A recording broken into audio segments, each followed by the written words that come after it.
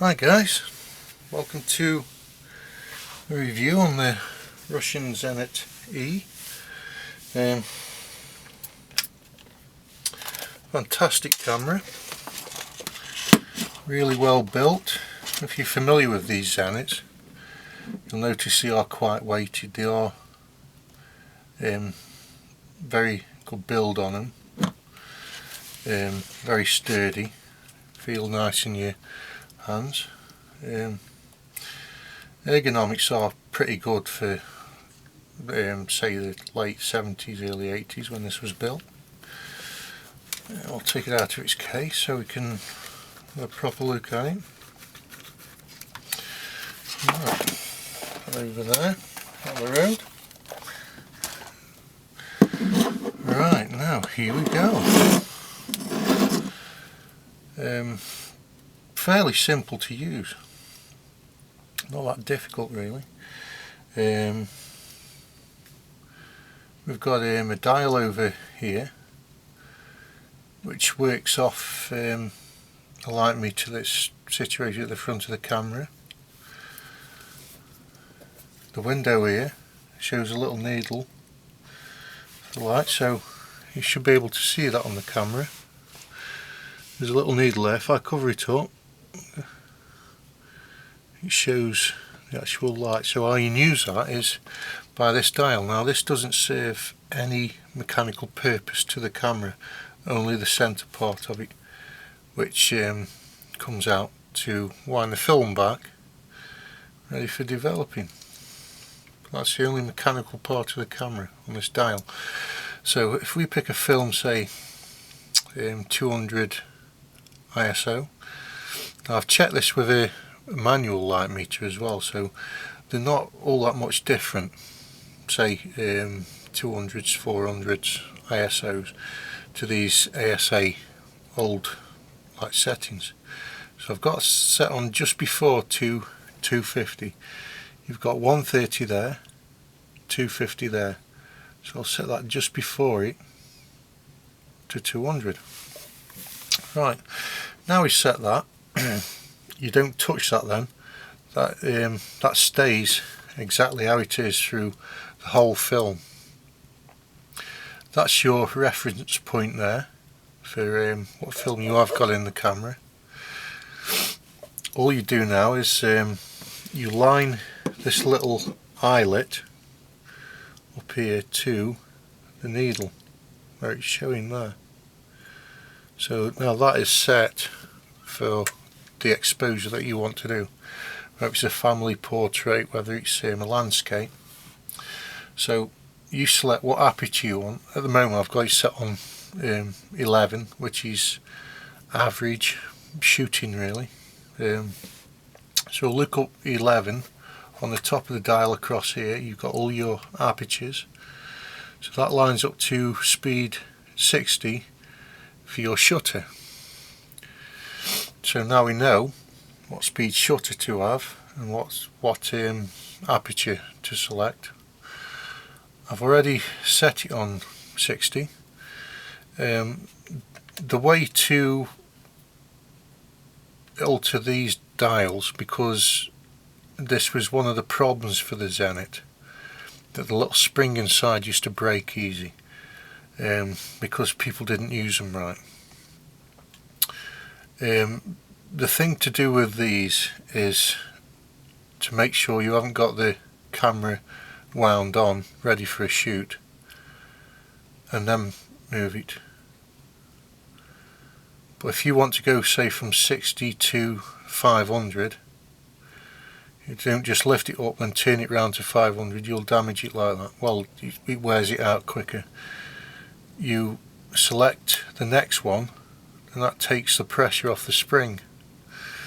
So you do it again, select the next one, that takes the pressure off, and then right up to 500. So that's selected 500 now. So we'll go back to 60 again. So we're on 60 now. Now we can wind the film on, ready for a shoot. So that's spring loaded now, that's ready to go. So we selected the aperture, all that. This I do like about these Zenits, because they've got a lovely sound when you activate them. It's that retro Victorian like clockwork sound. So you'd wind this round all the way to the bottom. So that's spring loaded now, ready to activate the shutter. Now this will wind about halfway around, it'll get to about here, and then it'll activate the shutter. So it'll give you time to get into like a family portrait, or to get away from the camera to stop any camera shake. That's if you don't use a remote shutter. You press the button ready, you line the camera up, it's ready to go. Gets to about here, you'll activate the shutter.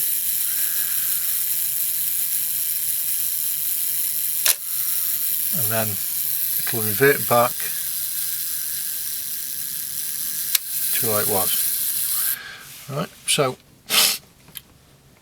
that's what you look out for. Make sure that pops back up, because that's still spring loaded until that releases it. So we've taken one shot. If you want to use a shutter release, I have got a shutter release here. Now these you can get off eBay, and they're reasonable price, a couple of quid to buy. If you look at the shutter, you'll see a little thread inside it there. All that does is screws inside the hole. Now you don't over tighten it, you just tighten it up until it grips, until it's got it. So that's set in there now. So we'll cock it again, ready for a shoot. Now, so you've got it all set up, you set all your aperture, everything. All you do is press the button down. I'll take the picture. Quite nifty, eh? Right, we'll have a little look inside the camera. These ones got curtain shutter. You've got your basic pressure plate at the back. You have got some weatherproofing around the camera. As you can see, there's a little bit of felt around there, plus there's felt inside the camera to keep the water away from the film, any elements, wind, rain, anything like that. A little bit's come off there. Oh well, it's okay. When you're buying these cameras, there's some things you've got to look out for to make sure the camera is in good condition. You've got to make sure that that's all nice and sturdy, that it doesn't spin, because what tends to happen, the spool unscrews inside there, comes out, then it wobbles around. That means you've got to take all the bottom off. You've got to pull all the bar out, which pushes down when you press this down, and you've got to screw all that back in. It ain't a big job, it's quite easy to do, but it's just a lot of messing about for a camera like this. I mean, they are nice cameras, but you don't want to be stripping them down. The other thing with these is always check, make sure these are nice and smooth, there's no jagged edges on these. If you do get any jagged edges, you just get a lady's nail file and just give it a very light rubbing over until it's smoothed off. What tends to happen with these is they do shred your film if you wind them on too quick or force them too much, so you've got to be careful of that. If you want to oil these cameras, which they do need quite a bit of maintenance through the life, you don't oil them just for the sake of it. You only oil them if you have any problems with them, because you don't want too much oil in there. You can use sewing machine oil. That's the best oil to use. It's a pure oil, it's got no additives, not like WD-40. Never use any oils like that on cameras. Always use a sewing machine oil. Don't try and oil it yourself unless you do know what you're doing. Always take it to somebody who knows what they're doing, because you don't want to get any oil inside the exposure chamber. It'll ruin all your films when you go out for a shoot. Basically that's a Zenit. Late 70s, early 80s, fantastic looking camera, nice and weighted, takes some really nice pictures. This here, I'm not really sure what it does, but this does work the flash in some way, which you have this, you connect a flash into there, but I think this alters the curtain position of the flash.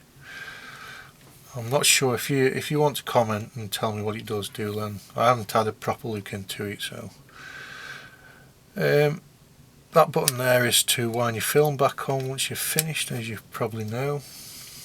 And absolutely fantastic camera. That is the review on the Zenit E. Please comment with any useful information, and thank you very much for watching.